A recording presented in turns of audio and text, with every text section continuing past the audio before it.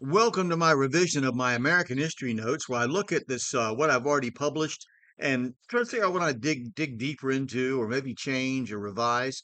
So I'm picking up where I left off last time.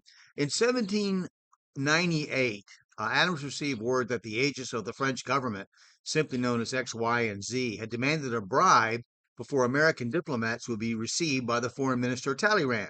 Rather than go to war, he attempted to get Congress to change Washington's policy of neutrality so American merchantmen could be armed to defend themselves. When he was met with strong Democratic Republican, that's Jefferson Party, resistance, he made his information public, and the rallying cry, "Millions for defense, not 1 cent for tribute," went up. Preparations for war with France moved swiftly. Washington was called back as commander of a new United States Army. At his insistence, Alexander Hamilton was named second in command.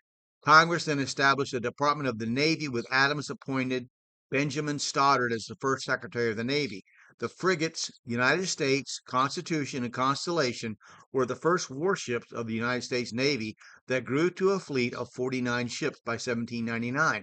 Captain Thomas Truxtun of the Constellation captured two French frigates, the Insurgent and the Vengeance, in conflicts in the West Indies. In all, 85 French vessels were seized before peace was made.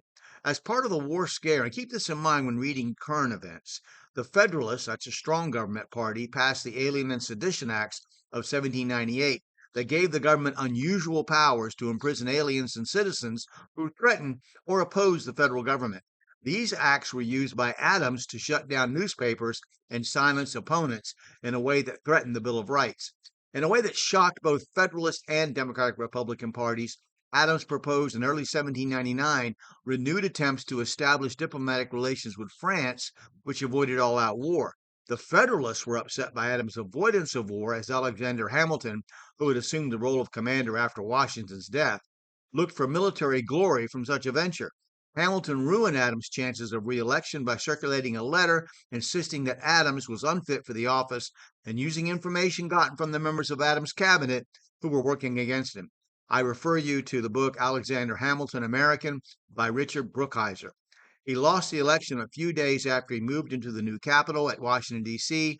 on November 1st, 1800, and he spent several unpleasant months waiting for Congress to decide whether his vice president, Thomas Jefferson, or Aaron Burr would succeed him.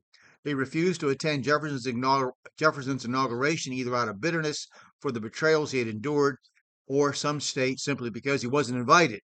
So we'll stop there and pick it up and talk about Abigail Adams first, and then Washington, D.C. a little bit more. So I hope if you watch this video, you'll click like, and if you want to make comments or don't agree with something I said, please put your citations in the comments so I can learn from you. Thank you.